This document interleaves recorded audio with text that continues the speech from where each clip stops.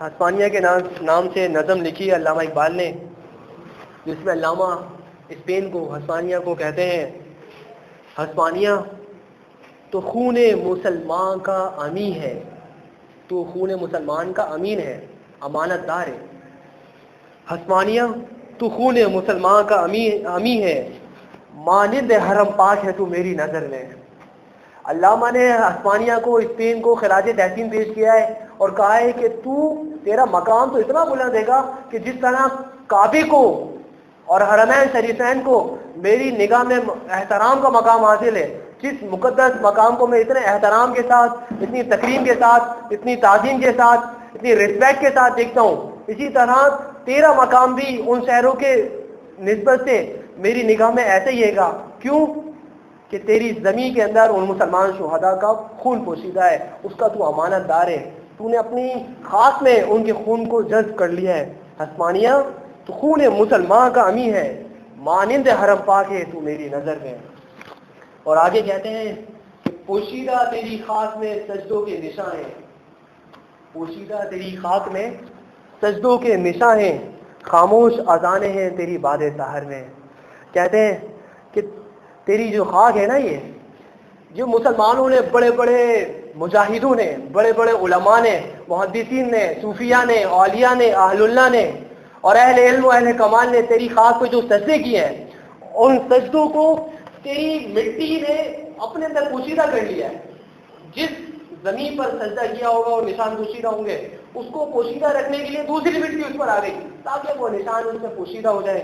کہتے ہیں پوشیدہ تیری خاک میں سجدوں کے نشان ہیں، اور تیری ہواؤں کی جہاں تک بات ہے، باد سحر کہا جاتا ہے صبح کی ہوا کو جو فجر کے وقت چلتی ہے۔ کہتے ہیں خاموش اذانیں ہیں تیری باد سحر میں۔ یہ ہوائیں بھی میرے نزدیک ایسا نہیں کہ کم مقام رکھی ہیں، یہ تو وہ ہوائیں ہیں جن ہواؤں میں اذان کی آوازیں پوشیدہ ہیں، خاموش اذانیں ہیں اس میں۔ پوشیدہ تیری خاک میں، تیری خاک بھی میرے لیے اہم مقام رکھتی ہے۔ پوشیدہ تیری خاک میں سجدوں کے نشاں ہیں، خاموش اذانیں ہیں تیری باد سحر میں۔ اور آگے کہتے ہیں ان مسلمان مجاہدین کے حوالے سے جنہوں نے اسپین کو فتح کیا اور جرأت و بہادری کا مظاہرہ کیا، اپنے عرض سے حکومت کی، ان کے بارے میں کہتے ہیں روشن تھی ستاروں کی طرح جن ان کی ثنائیں۔ ثنا کا مطلب کیا ہوتا ہے؟ ثنا کا مطلب ہوتا ہے نیزے۔ ایک ہوتی ہے تلوار اور ایک ہوتا ہے نیزہ۔ تلوار اور نیزے میں فرق ہے، تلوار اور نیزے میں فرق ہے۔ تلوار، نیزہ جو ہے دور سے بھی مارا جا سکتا ہے کیونکہ اس کے پیچھے ایک بہت بڑا ڈنڈا لگا ہوتا ہے، دور کھڑے ہو کر بھی اس کا وار کیا جا سکتا ہے، اور تلوار قریب جا کے چلائی جاتی ہے۔ تو کہتے ہیں روشن تھی ستاروں کی طرح ان کی ثنائیں، ان کے جو نیزے تھے وہ تیری اس سرزمین پر اس طرح چمکتے تھے جس طرح روشن ستارے چمکتے ہیں۔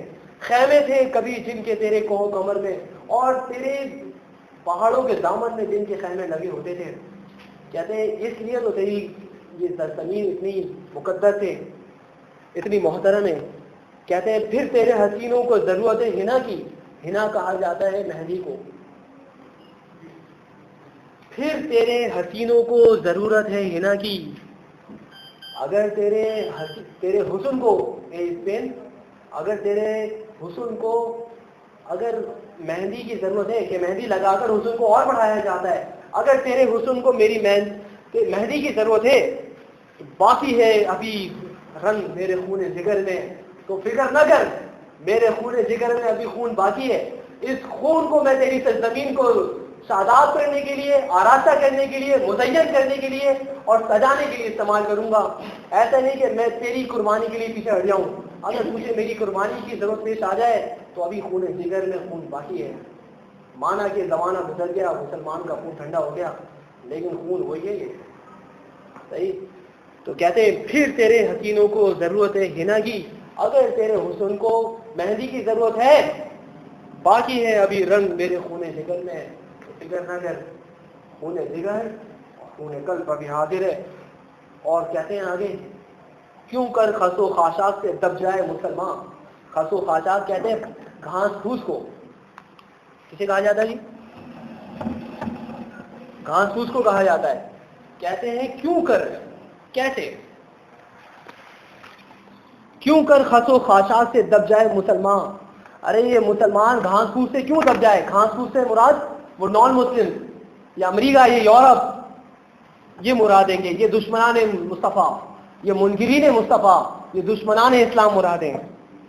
کہتے ہیں کہ کیوں کر خس و خاشاک سے دب جائے مسلمان، مانا وہ تب و تاب نہیں اس کے شرر میں. کہتے ہیں کہ ہم مسلمان، ہم اہل ایمان، اہل یقین، ان خس و خاشاک سے، ان گھاس پھوس سے کیوں کر دب جائیں؟ مانا کہ ابھی ہمارے شرر میں، ہماری چنگاری میں ابھی وہ تب و تاب نہیں، لیکن ہماری غیرت اس بات کو گوارا نہیں کرتی کہ ہم ان جیسے لوگوں سے دب جائیں. تو اگر تجھے میری ضرورت پیش آئے نا تو میں ہر طوفان سے ٹکرانے کے لیے تیار ہوں. اور کہتے ہیں آگے، غرناطہ بھی دیکھا میری آنکھوں نے ولیکن، غرناطہ ایک شہر کا نام ہے گا، اسپین کے ایک شہر کا نام. کہتے ہیں غرناطہ بھی دیکھا میری آنکھوں نے ولیکن، تسکین مسافر نہ سفر میں نہ حضر میں. مطلب یہ کہ غرناطہ کے مناظر کو، اس کے حسن کو، اس کے حسن و جمال کو، اس کی یادگاروں کو، ان مبارک عمارتوں کو جو مسلمانوں کی آثار تھے مسلمانوں کے، کہتے ہیں میری آنکھوں نے وہ دیکھا اور اس کے واقعات میں نے سنے تھے، لیکن کیا کروں، دیکھا بھی، سنا بھی، سنایا بھی، لیکن دل کو ابھی تک تسکین نہیں پہنچی، دل بھرا ہی نہیں، ابھی شوق و ذوق کو وہ مقام حاصل ہی نہیں ہوا کہ یہ سیٹسفائی ہو جائے. نہیں، ابھی بھی وہ بے چینی، وہ اضطراب میرے قلب و جگر میں، میرے ذہن میں پوشیدہ ہے، موجود ہے کہ میں بار بار انہیں دیکھوں، بار بار اس کا ذکر دوسروں سے کروں، اور بار بار کتابوں میں اس کا ذکر دیکھوں. کہتے ہیں غرناطہ بھی دیکھا میری آنکھوں نے ولیکن، تسکین مسافر، مسافر کی تسکین، مسافر اپنے آپ کو کہہ رہے ہیں، نہ سفر میں نہ حضر میں. سفر کا مطلب تو جانتے ہیں ہم، ٹریول، اور حضر کا مطلب جب بندہ سفر نہ کر رہا ہو، مقیم ہو. صحیح. کہتے ہیں اس مسافر کی تسکین اور سیٹسفیکیشن نہ سفر میں ہے نہ حضر میں ہے.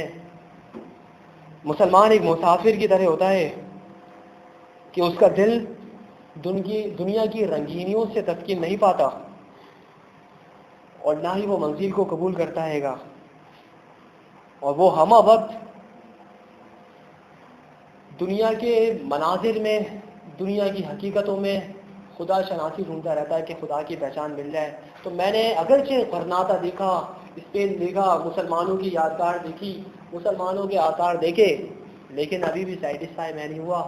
کیوں؟ کہ اللہ کی قدرت کی نشانیاں اور بھی مجھے دیکھنی ہیں. اور آخری شعر ہے، کہتے ہیں دیکھا بھی، دکھایا بھی، سنا بھی، سنایا بھی. دیکھا بھی، دکھایا بھی، سنا بھی، سنایا بھی، ہے دل کی تسلی نہ نظر میں نہ خبر میں. کہتے ہیں یہ ساری چیزیں میں نے سنی ہیں، یہ اسلامی آثار، یہ مسلمانوں کی عظمت رفتہ کی باتیں، یہ سنی بھی ہے، سنائی بھی ہے، دیکھی بھی ہیں، اور لوگوں کو دکھائی بھی ہیں. تصویر کھینچ کر کیا پتہ سیلفی لی ہو، ہم یہ سمجھیں گے، لیکن اس زمانے میں نہیں تھا وہ موبائل. کہتے ہیں دیکھا بھی، دکھایا بھی، سنا بھی، سنایا بھی، ہے دل کی تسلی نہ نظر میں نہ خبر میں. نہ دل کی تسلی نظروں سے ہوئی، دیکھ کر ہوئی، نہ خبر سے ہوئی، نہ سن کر ہوئی.